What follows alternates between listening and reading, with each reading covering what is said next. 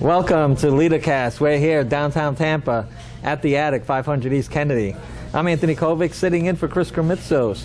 He is getting ready for PodFest Multimedia Expo in Orlando. That's right, in Orlando next week. That is February 8th through the 10th. I will be there as one of the speakers, so you definitely want to be there.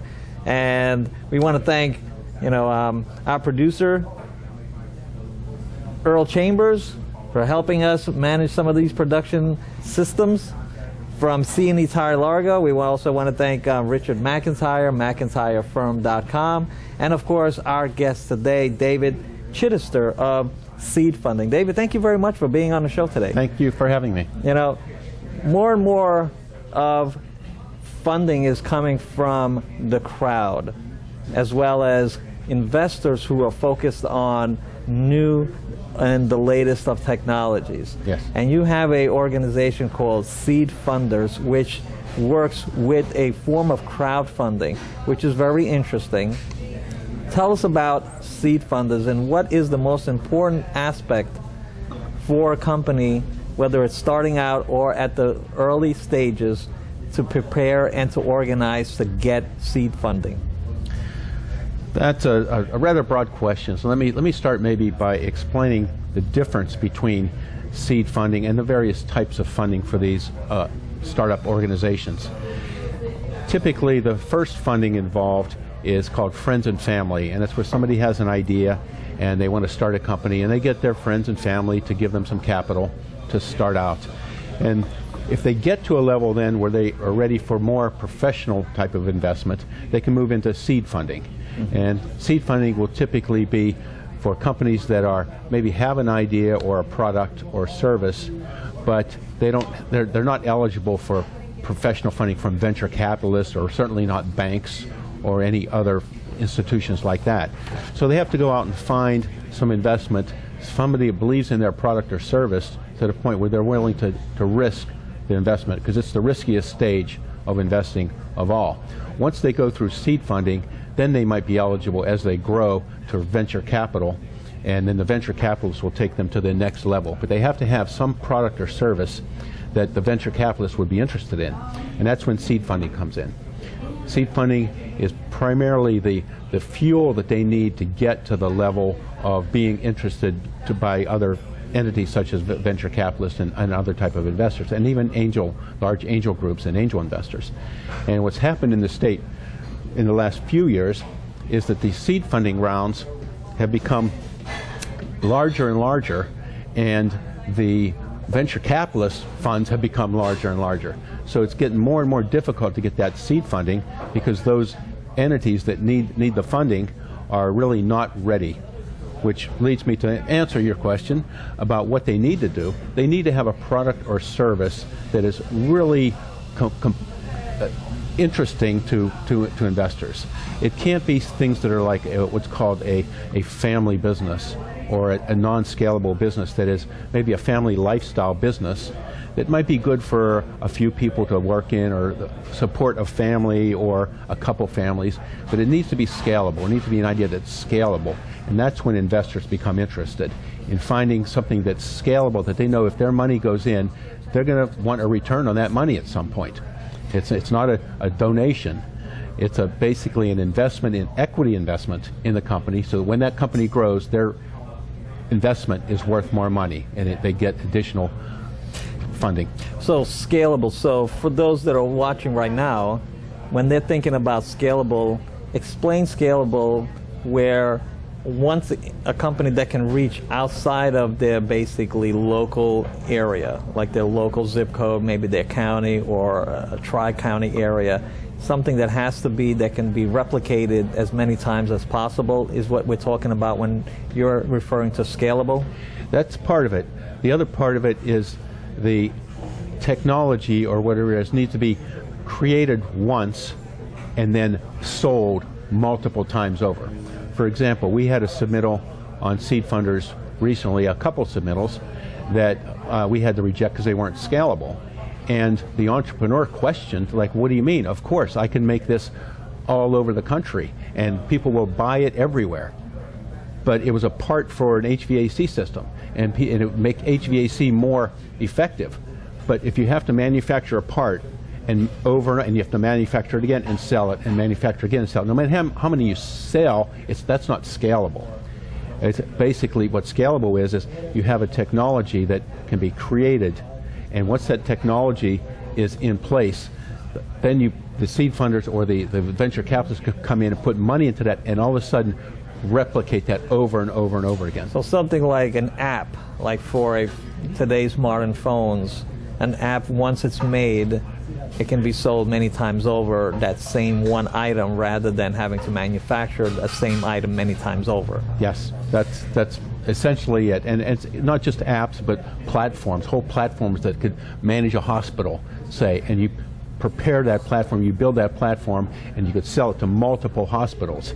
So it could be a massive software system, not just necessarily just a little app, but it could be a massive software system. But once it's made, and you could scale it over and over and over again, that's what scalable is.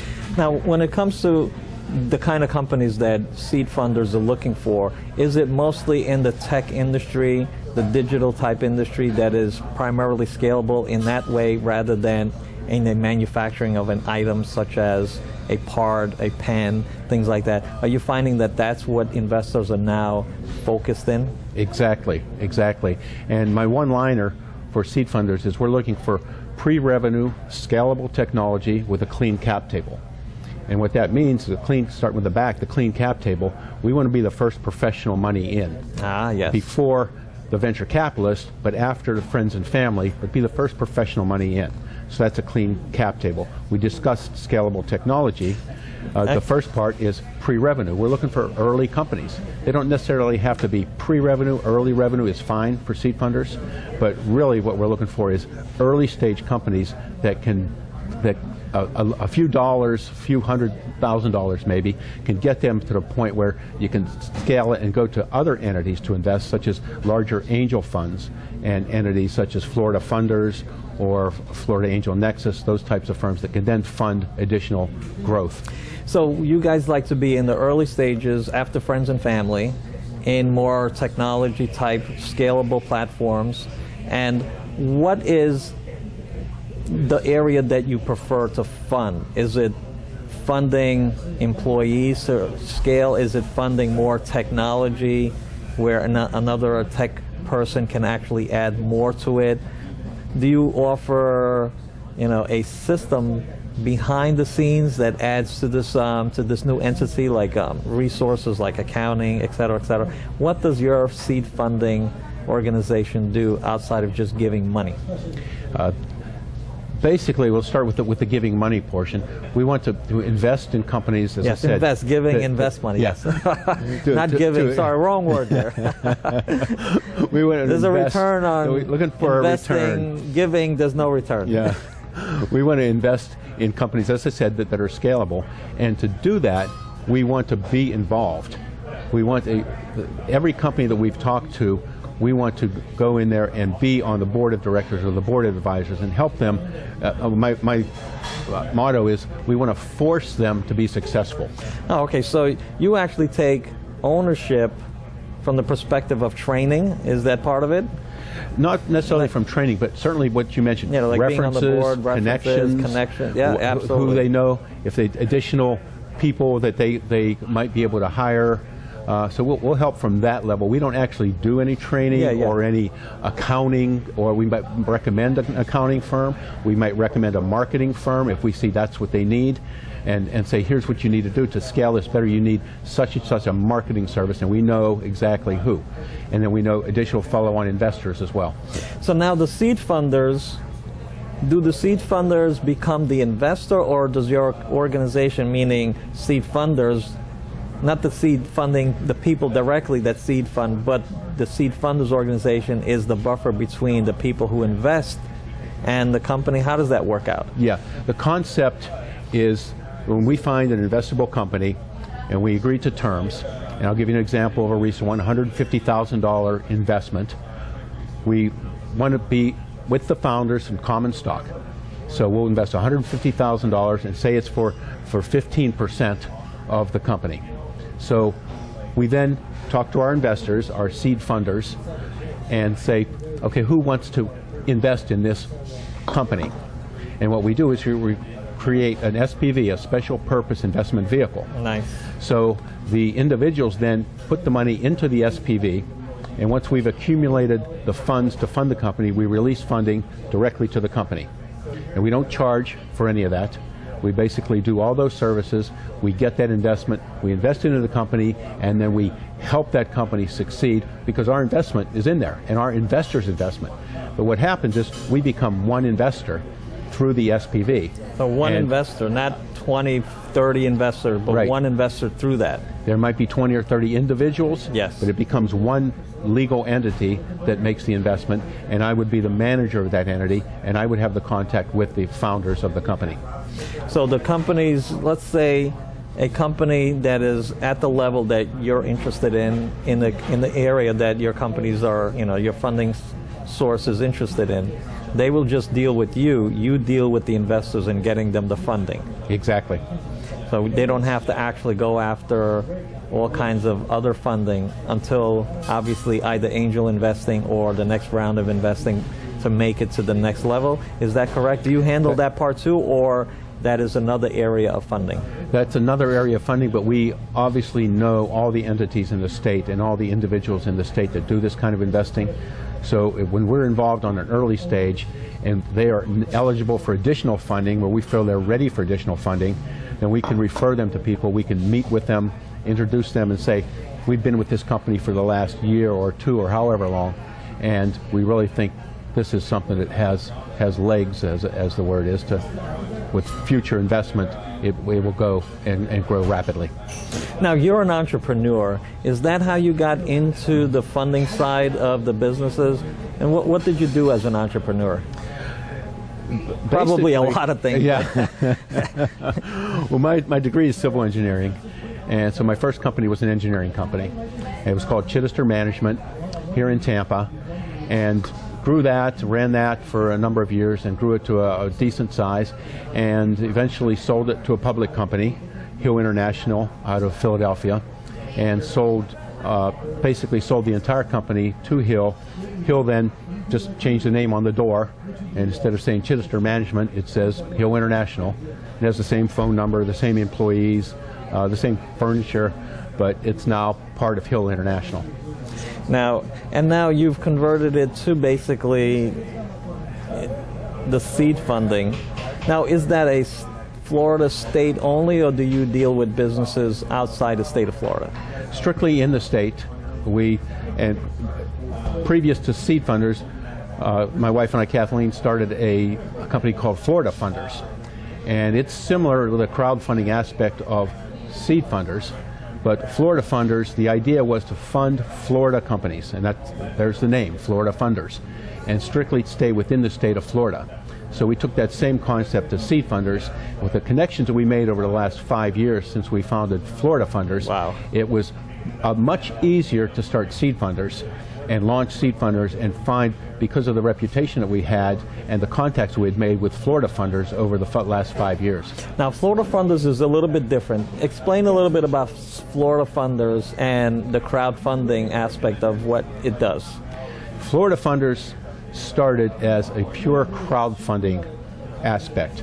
And what happened is we went to a conference in, I believe, San Francisco, and there was a member of a panel that I was on, and he said, crowdfunding just got passed by Congress. Tsunami of money. I remember that, where they made crowdfunding a legal formula for investing. Exactly. And he said, tsunami of money coming for startups. Tsunami of money. And I said, what is this crowdfunding? What is this tsunami of money? And starting the companies that we had started, Kathleen and I, the Chittister Management, and we started a company called Red Vector in March of 2000. So we had previous experience starting companies and knew how difficult it was to get funding. So when I heard crowdfunding, we know that, tsunami of money coming, I said, we got to figure this out. Well, nothing happened for about a year until two companies in California got approved by the SEC called Funders Club and Angel List. And they told the SEC what they wanted to do and how they were going to do crowdfunding. And the SEC basically said, okay. They gave them what's called a no action letter, said, it's okay if you do that. We won't file a lawsuit or anything. We're going to see what it happens. they want to test the waters. Yes.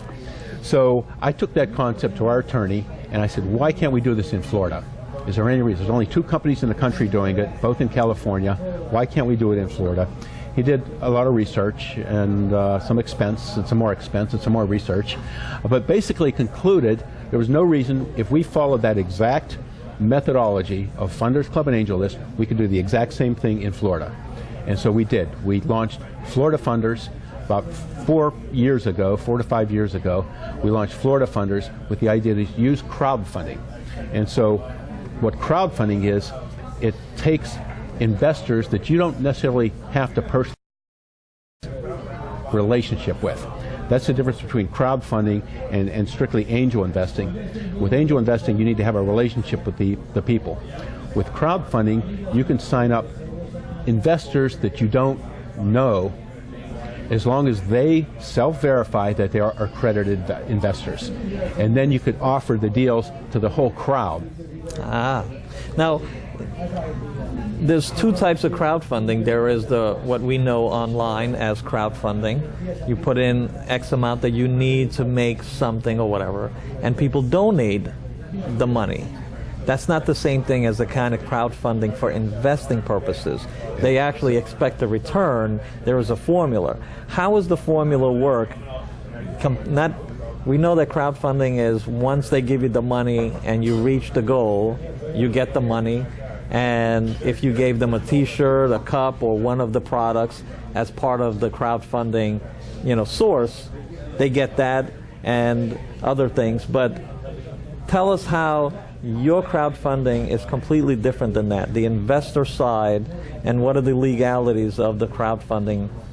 How does that work?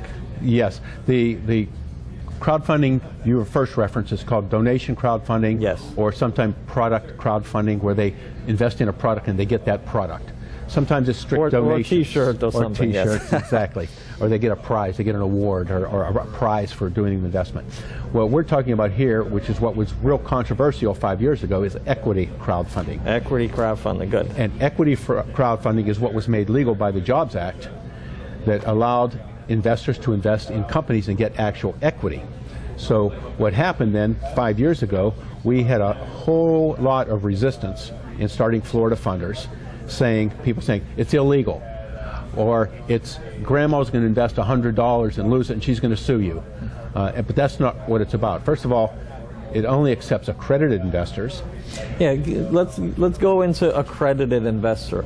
How does an investor get accredited to qualify to be part of a crowdfunding? Accredited investor is basically just a definition by the SEC. And the definition is the investor has to be worth $1 million or more, not counting the value of their residence, or has made $200,000 or more for the past 2 years, or $300,000 for husband and wife.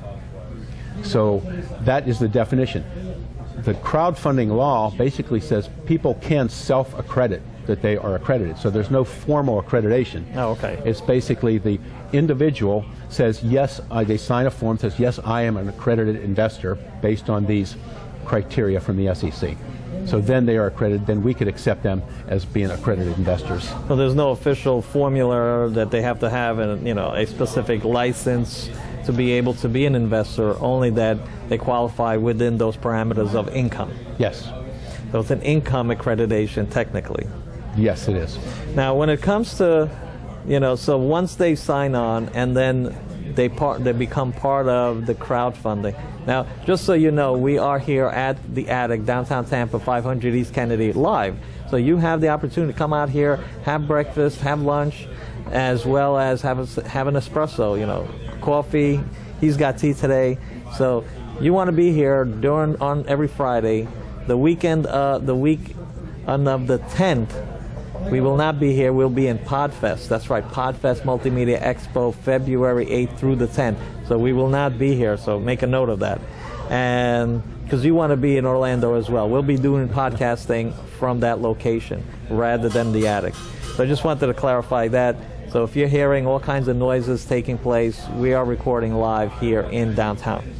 And so when it comes to the amount of money, so once they are accredited, they sign up. How do they make their money back on being just a small amount of this crowdfunding? How does that payment go back to them, their investment? It's a bit of a process, but I can explain that mostly with an example. So say we crowdfund a company, a startup, for $100,000. Yes. And 2-3 years later, that $100,000 is worth $1 million because they have further investment, or they got further investors that want to buy out previous investors, or they have an exit, or perceived to be worth millions. Right. Or a company buys out the whole company, so that $100,000 is now worth $1 million. Okay. What happens first? We get the $1 million from the company. The first $100,000 goes back to the investors. They get their money back. So they get their money back first and foremost. Okay. Then there's $900,000 to share. The investors get 80% of that $900,000 split in the proportion of their investment. Oh, so okay, if somebody invested $10,000 in $100,000, they get 10% of that increase. Seed funders then gets the 20% of the success of that investment. The 80%, as I said, goes to the original investors. Oh, it's interesting formula. It's called carried interest, is the term. Now, is Florida, I mean, we see it all the time that companies are courted by politicians, by cities, by states, communities, to come from other areas to wherever they are. How is, startup funding and facilitating a company's growth, is there a formula that is more valuable for a city, state, and an organization to actually help facilitate the growth of their locals to bigger companies, rather than trying to transplant them to an area? I wish there was. It's been difficult to get the politicians to understand the value of growing your own companies versus bringing in a company with 100 or 200 or 1,000 employees. Is it because they don't want to do the work, or is it just it's easier to bring $1 billion company in than to facilitate, smaller startups? It looks good if they can bring a company in and make a big announcement, then saying, we helped this company get started 5 years ago and now they have 500 employees. Well, the shelf life of politicians are very short. Yes. Compared to the startup process of building up a company. It's easier to have a photo shoot and ribbon cutting yes. Of a company relocating or headquartering to your area. It's cool, it sounds great, everybody's excited compared to... And I think it's changing a bit over the years. Certainly 5 years ago when we started Florida Funders, things are changing a bit where the politicians are realizing it, but you still hear a lot of support, a lot of, we love what you're doing, talk. But there's really no funding that comes out of those entities. It's just talk and very little just lip service, and possibly some, a few pennies sent to an organization, mostly a nonprofit. They'll fund nonprofits to help develop the ecosystem, or they'll make donations or funding for entities such as the EDC that helps the ecosystem. But those entities usually are focused on, in addition to starting companies, is bringing in other companies, but they won't directly invest in companies. Well, what would be, from your perspective, is there an idea or a formula that you think would be productive for a community? Like, we're here on the 500 East Kennedy. Downstairs on the 3rd floor is the Wave, which is an incubator of sorts. Yes. Designed to help companies grow to the next, grow from early stages to non-funding, like we're talking about. Now, how can politicians develop a system, from your perspective, of doing, startup funding? What do you recommend to them to do so they could focus on expanding their local base rather than trying to pull somebody from an outside area? Well, typically they do support entities like the Wave, and I know the Wave has gotten funding, both federal funding and other funding to develop these companies. So that's great. That's great. These entities, though, these public entities, the government entities, just for some reason will not invest directly in those companies. So they do it indirectly by supporting groups like the WAVE. And in fact, companies that we are looking at funding are coming from the WAVE. So we work closely with the WAVE and determine which companies are at which levels that need funding, and they'll come to us and say, what do you think about this company? And we'll take a look, we'll interview them, and some companies that we have listed for funding are WAVE companies. So the government gets involved in that direction, although none of those funds can be put directly into the company, so they can be put into a nonprofit like the WAVE. So the nonprofit becomes a place where they have inexpensive overhead costs, where the companies don't pay a lot of money to have an office space or a shared office space, a conference room. Is that what we're talking about, how the WAVE operates? That's definitely part of it. The mentoring is the other part. Mentoring, providing mentors. They provide mentors, they provide programs. So they do a lot to help these companies to get them to be successful, which has come a long way. As I said, when I started Chittister Management, none of that existed, and I was looking for an office.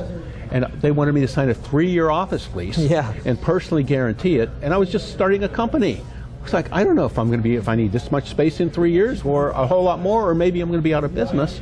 But they required you to sign 3-year leases, where this new concept with these startups are allowed to come in a month by month and get some traction is great.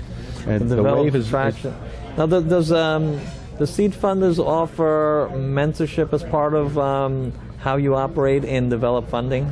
I wouldn't call it mentorship, I would call it consulting. I mean, we really want to be, mentorship is kind of like you can talk to somebody once in a while. We want to be involved. We want to be, as I said, force these companies to be successful. So from the mentoring aspect, it's more of almost a free consulting service, because we'll get our experts together and talk to these companies and help them be successful, but without having any kind of a formal mentoring program like the WAVE does, where they have formal mentors that are assigned to the companies. We do it more informally, depending on who in our group of investors is the appropriate person to interface with that company. Now, when it comes to finding companies, you obviously, you look to organizations like the WAVE here in Tampa that have an incubator system with companies that are starting out. How else do you find companies? Do you want people or companies to call you for assistance in this space? How does that work? We haven't had a problem in finding companies. We belong to a number of organizations, the Florida Venture Capital Association meeting that I just attended in South Florida, the associated, just a number of different organizations that refer people, and based on a reputation from starting Florida funders, a lot of these entities such as Florida Funders, Florida Angel Nexus, Tamiami Angels, they see a lot of companies, and a lot of them are too early for them to invest in, but they'll refer them to us. And then we'll do the review and determine whether we think it's investable, and if it is, we can fund them, get them to the point where at the future they could be funded by these other entities. So we get a lot of referrals. We've done no marketing or advertising as far as what we're doing, but we've seen in a few months well over 100 to 150 companies. Now, do you want companies to contact you? Is there a website and a phone number for those that want to contact Dave? Yes, there is a website and a phone number. The phone number, however, we were getting so many calls. So give them the website. I'm sure there's I'll do the form that they can fill out. Yes. On the phone number, my voicemail says this phone number is not monitored on a regular basis. Yes, I did get that message. But you do get back. He does get back to you. But it says, send me an email, dave@chittister.com, and I will respond. I respond to every single email. The other option is to go right to the website, seedfunders.co, not .com. So .co, correct? .co, seedfunders.co, and there's a button on there that says apply for funding. And the entrepreneur can then load up the information, all the information. You could load up videos if you have them, pitch decks, any information, answer some questions that are in there, talk about the funding requirements, the experience of the entrepreneurs, and that all goes into a system, into our back-end system, that I can then get that information to all of our partners, and they can all see the same data at the same time, versus having to get a business plan from a person and then email it to one person or another person. So it's an automated system. The entrepreneurs could go in, upload all the information, and I'll get it to my partners for review. So what happens with companies that don't fit your criteria? Do you have other people that you send those companies as a possibility that may fit their criteria? What do you do with companies that may not fit your systems and your investment portfolio? I answer every email personally, or every application on the site. I answer with a personal reason why they're not fundable by seed funders. And it could be they're not scalable, or now if I think it's a good idea, but they don't meet our criteria, I do find other entities that I can refer them to. Particularly if they're past our investment stage, I can refer them to the larger investments or to angel investors. But primarily, the reasons are exactly stated to the entrepreneur, and that helps them, and I get a lot of thank yous for telling me exactly why. I'll work on that. And you're not scalable, or you're too, whatever reason that I give them, they'll say, well, let me work on that and I'll get back to you in 6 months or a year once I've made some changes. So you provide them with data when it comes to if they don't fit their criteria at the time of application. So have you ever dealt with a company that then came back with the changes of their company and added, the formula that you need, where you guys have invested in? It's an interesting story about a local company called PeerFit, and this was at Florida Funders, not Seed Funders, but we met the founder, Ed Buckley, 2 years before he was eligible for any. Well, you're talking to, you made a phone call and the secretary said, call back? Call back next week? Yeah.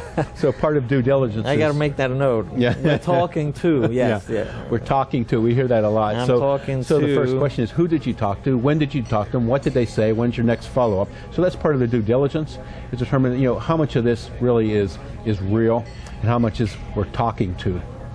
Now, when it comes to some of the setbacks over the years, tell us, what are some of the setbacks that these companies, that your company, in helping crowdfunding and seed funding, you've experienced that you've had to overcome? Was it just, rules, regulations? What are those areas that are difficult to overcome in the business of funding and sourcing investors? The first time that we came up with the idea for Florida Funders, as I said, was we were told it was illegal, it was not equitable, it was not. We were going to change the valuations for all the other angel investors, so it was really difficult to. We were so far ahead of the times. It was really difficult to get individuals and other angel groups to accept what we were doing. And I went to a conference in South Florida and explained what we were trying to do. And basically the people says, it'll never succeed. You'll never be successful. Why would anybody put their money with you? Why would anybody be a crowd, part of a crowd? Yes. And so it was really difficult to get it off the ground. Quick story, I won't name any banks here, but I couldn't get the banks to open a checking account. And this is not, the funds don't go into a checking account. As I said, the funds go into escrow. Yes. And the escrow then breaks and it goes to the company. I wanted to open a checking account for Florida Funders, and I explained my business plan to 3 different banks, and they all went, what? Funder? Money? Investors? Crowd? No. And I couldn't, it was difficult. I had to go to the 4th bank to open a checking account. Just a measly checking account. A checking account. I mean, just it's like to pay the rent. Just the easiest thing you can do. But when they looked at my business plan and said, there's investors outside, I said, no, the money doesn't come to the bank. It goes, through online escrow. We had an online escrow service called Crowd Engine. It was all formalized. But they looked at it and they said, no, we can't open a checking account. That leads me to another question when it comes to, If I can interrupt you for a second. So I will give a plug to Hancock Bank, because they did. Hancock Bank. The Hancock Bank, when I went there, they said, oh, we know what that's all about. Shouldn't be a problem. And within 10 minutes, I opened a checking account. So what is it about something new? Everyone keeps talking about, thinking outside the box, doing interesting stuff, coming up with something interesting, something new that has possibilities. But how come that people that are always looking for something new are the first to say it can't be done? It doesn't make any sense to me. Yeah. People out there looking for something new to invest in are the most negative towards something new in front of them. Yeah. It takes education. It takes education. And I have, being an engineer, I have tons of statistics on studies that have been done, and it just takes that, getting that information to the investors. For example, I talked about accredited investors. Well, in the state of Florida and nationally, only 3% of people who are accredited investors or qualify as accredited investors, only 3% actually invest in these kind of companies. So there's 97% of people who can invest don't. But if they knew about how to do it, and if there are more entities like Florida funders and seed funders that they can use to invest, then that's going to snowball. So the idea is you've got to get the education out there. You've got to have seminars. You've got to have podcasts and things that explain to people why it's what happens. And the other stat that I'll point out is that if an investor takes just 5% of their portfolio, you don't want to invest a lot of money in these risky deals, but just 5% of their portfolio invested in these types of deals, the overall increase in value of their portfolio is typically 12%. So they can take a small portion, invested across a number of smaller deals, and one or two of those deals hits, their overall portfolio becomes more valuable. So you don't want to risk a whole lot of money, but 3 to 5% to somebody that's worth $1 million and more, and $100 million is really very little. Now, has there been a time where, in the early days, where getting a checking account was really difficult? that you were thinking about it. Well, what am I doing this for? Have you ever thought about giving up from helping new companies establish and grow and develop the funding source for them to activate their potential? I think it only made Kathleen and I more determined to do it, because we've always been on the cutting edge of things. We launched a company in March of 2000. It's called Red Vector, online education. Hadn't been heard of in the year 2000. That was the height of the dot-com boom. March of 2000 was the actual height of the dot-com boom. And we got turned down, and because we were doing something that nobody was doing, online education in 2000. And so we got more determined to succeed, because we knew it was going to be successful. It was just, how do we get through that? How do we get over that? How do we educate these people?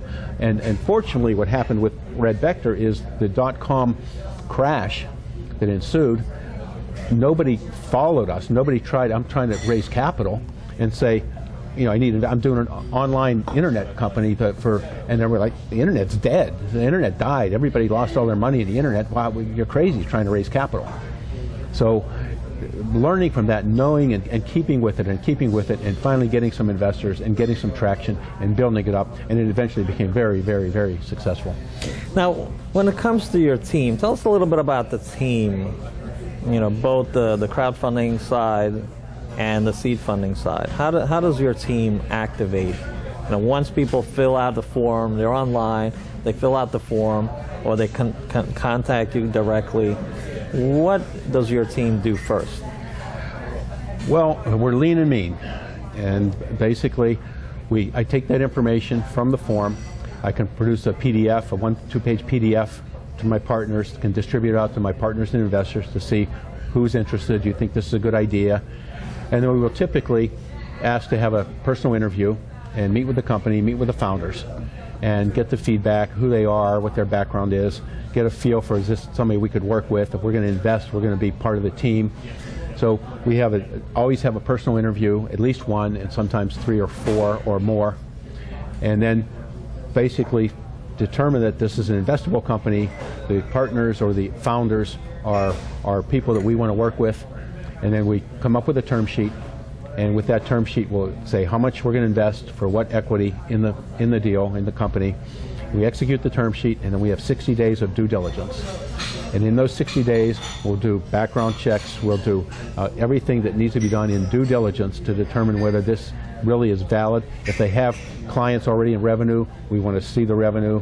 We want to see whether what's their product. We do a technical analysis to determine whether the software is scalable, or whether it was patched together and it's going to need $100,000 to be scalable the way they want to scale it, or the way we think it could be scaled. So we go through all those things in a 60-day due diligence period. And if everything turns out, then we put the money, as I said, into an SPV from the investors and make the investment. Now, how important is the personality of, let's say, the owner or the group of owners, if it's, let's say, more than one? How is that personality part of what you want to invest in? It's very important, and more than personality, it's coachability. So people that are coachable and follow through what needs to be done from the investment point of view?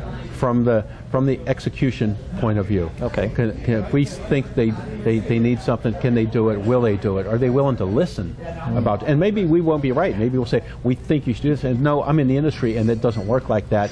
So it's a back and forth. But being coachable is a huge part. And we've seen entrepreneurs come from the industry and think they really know everything, and we ask them about marketing or something like that. They don't know anything about it, but they refuse to listen to somebody we might recommend they talk to. So coachability, I think, is a key thing in moving forward. Now, again, for those people, what is the website again? Seedfunders.co, www.seedfunders.co. Now, when it comes to dealing with how the whole prospect, how long does it normally take? So they fill out the form, they connect with you through one of the organizations you're part of, etc. Once that takes place, well, it takes about what, 60, 90 days, you said? That's for the due diligence. The go or no, yes. The go or no go we can do in a week or two. Oh, okay. There's enough. If we stick to our criteria, which is basically, as I said, scalable technology, pre-revenue scalable technology with a clean cap table, a lot of them just don't qualify to begin with. And I'll write an email, as I said, back and explain exactly why. The ones that do, then we go to the partners. What do you think? Okay, that could take another 30 days or so to get the partners together, to get some interest, to have a meeting with the entrepreneurs, and then starts the 60-day, if it gets through that, then starts the 60-day due diligence period.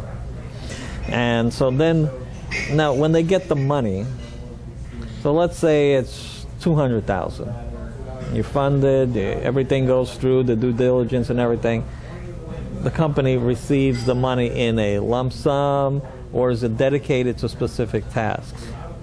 I would say it's probably never a lump sum. Never a lump sum? Okay. It's basically what we require before investing is use of funds, detailed use of funds. So the use of funds is critical for the crowdfunding system.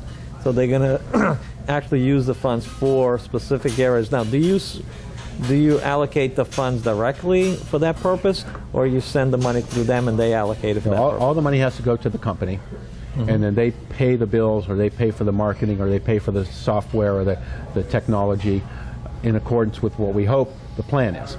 And we just had another issue where we looked at the use of funds and determined that the funds weren't enough, or maybe the funds. So there's a lot of things that we can tell from the use of funds whether it's enough or they need to fund technology. So use of funds is very, very critical in determining whether to invest and how they're going to use that money.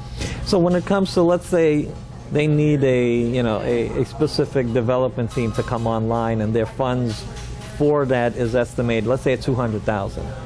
Does your team evaluate whether or not that amount of money is sufficient to get the task up to speed? Absolutely. So absolutely. Your team looks at what the funding is going to be for, and if it's for certain areas that you already have experience in, you know that it might be $500,000 are going to be required. Absolutely. So what do you do in that situation? Well, first of all, we use a local company called Hernando Design that gives us that feedback. We have all these relationships with these different entities to find that specific expertise. Oh, okay. If it's a marketing plan, we'll get a marketing person to analyze it. Is the pay-per-click rate correct? Are they going to get that number of conversions, things like that? If it's technology, Hernando Design will look at it, and we'll have a meeting, and they'll say, well, they say it's $100,000, but we know that's what we do for a living. It's $200,000. Then we might say, sorry, we can't invest if we know it's going to be 200 and you're saying it's going to be 100. So we analyze that, and that's part of the investment, part of the use of funds. But does your company look at it and say, well, the requirement that you guys think that it's going to be 100,000, it's going to be this much? Do you adjust the funding to meet the requirements of what is necessary, or you just table it? We can, but our sweet spot is $100,000 to $150,000. Okay. And if they need $100,000 in IT before they even launch, that's probably not going to be investable for us. And I would give that feedback to the entrepreneurs. Out of your $150,000, if you need $100,000 for the IT, there's just not enough there, and it's past the capacity that we're willing to invest at this point. Well, is there anything else that entrepreneurs, people that are in that business, that they need a crowdsource or seed funding, and are within that stage? What else can you close off with that they might need? That when they call you, be ready with this. Well, for one thing, don't give up. Yes. Because we've seen companies that are more tenacious and don't give up, and they eventually get there. Others that throw up their hands and say, well, I talked to 3 people and I didn't get any money. So, but I just went to that conference in South Florida, and there were some phenomenal stories. The story about Chewy is amazing. This 25-year-old entrepreneur came up with this idea to sell pet products online, got turned down by everybody. In 5 years, he went from 0 to $1 billion in revenue. 0 to $1 billion, yes. His motto was, do not give up. Because giving up is, pretty much a definite. You're done if you give up. When you give up, you're done. Well, David, I want to thank you very much, David Chittister of Seed Funders, .co, right? Yes. And thank you for being here at LeaderCast to talk to us about what's happening in seed funding. Give them a buzz, fill out the forms if you're in that realm of what he deals in the amount of money necessary for startup or seed funding. If you're scalable, you need to talk to Dave. And that's pretty much, we're out of time. We'll see you at the next episode of LeaderCast. I'm Anthony Kovic.